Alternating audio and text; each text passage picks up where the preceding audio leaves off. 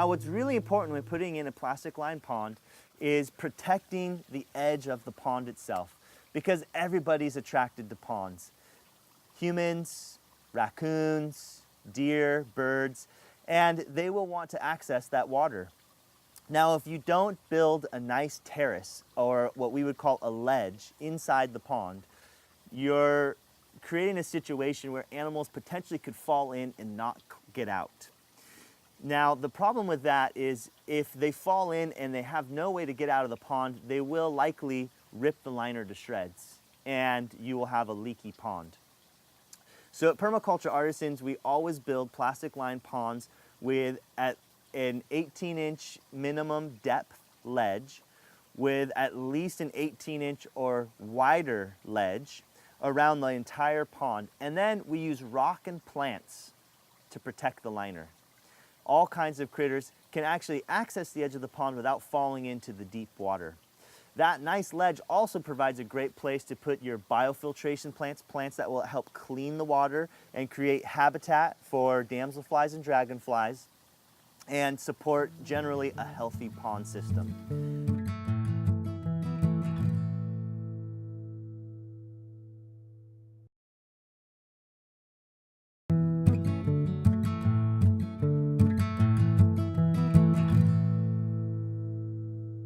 There's plastic lined ponds and there are naturally lined ponds. This is a plastic lined pond, the one we're looking at here. Now the reason why you would need to line a pond with plastic all has to do with the soil type in the landscape or place that you want to install a pond. Also, it has to do with the size of the pond that you want to install.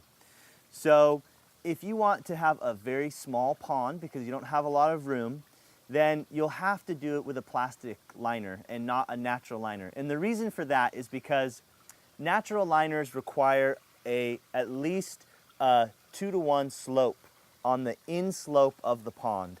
So what that means is in order to even get a 2-foot depth, you need approximately a 6-foot width. Now, 2-foot depth is the minimum depth more or less you want if you want to have fish in your pond.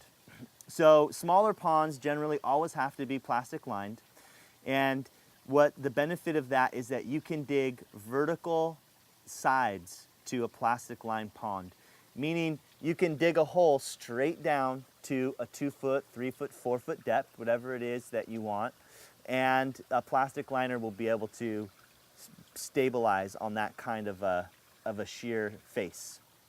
The other reason, like I mentioned, about having a plastic lined pond has to do with soil type.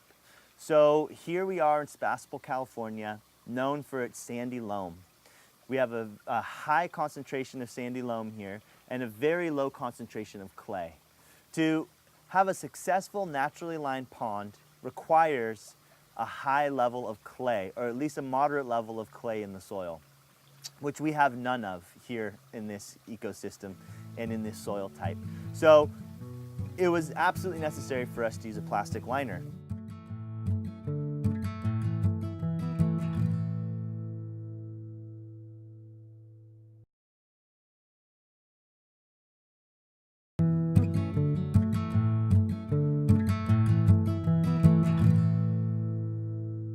Now, if you're looking at different kinds of liners, my suggestion is an EPDM 40 mil liner.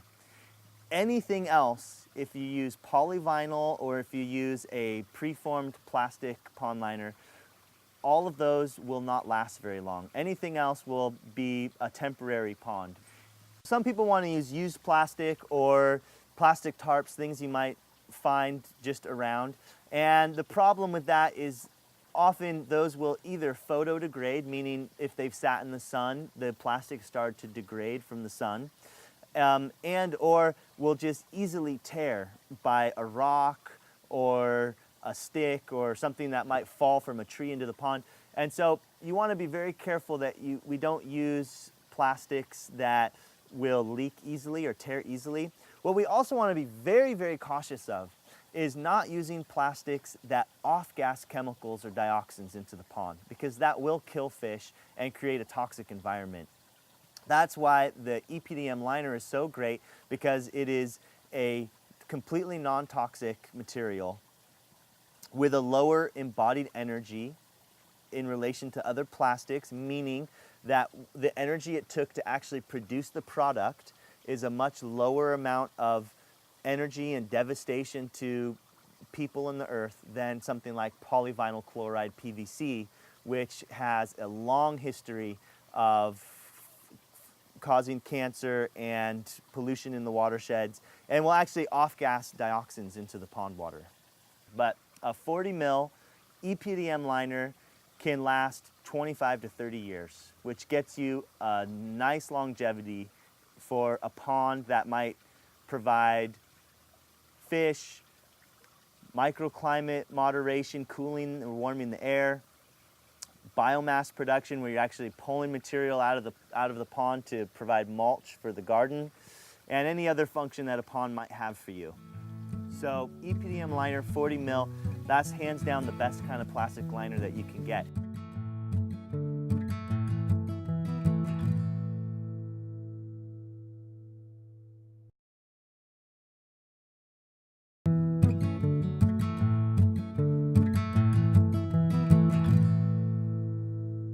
So this is a wonderful and an important plant to have in the edge of your pond.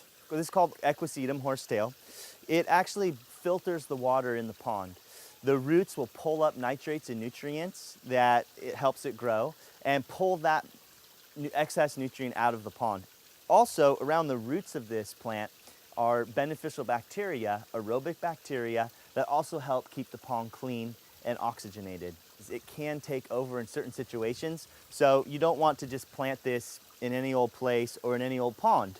This pond has a very deep center, a 4-foot deep depth in the middle, and the Equisetum cannot thrive in that kind of depth, so I'm not so worried about it taking this pond over. In fact, I'm quite happy for it to take the edge of the pond because of its filtration abilities.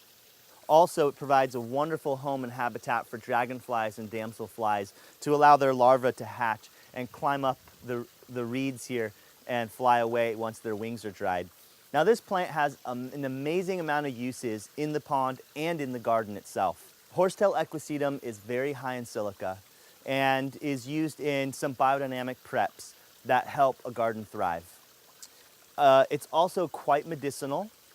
It's a medicinal plant, and being that this pond is this garden is a kid's garden and that kids actually relate with this pond, it makes quite wonderful pretend fishing poles. So, well, it's important to have things that can be used as toys or that are natural features that the children can play with, because we really don't want sticks to be put in the pond because it has a rubber liner. It's an EPDM rubber liner. And we want to be careful about not puncturing it.